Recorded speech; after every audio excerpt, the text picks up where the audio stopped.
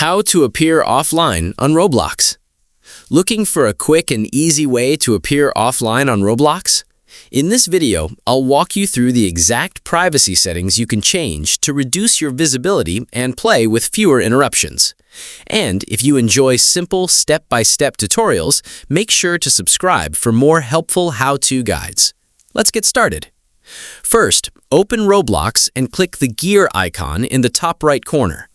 Select Settings, then open the Privacy tab.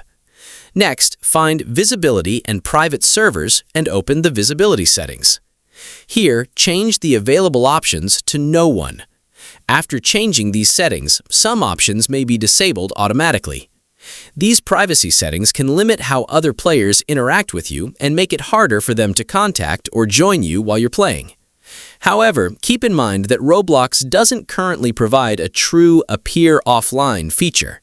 Depending on Roblox's current privacy settings, your friends may still be able to see that you're online or playing a game.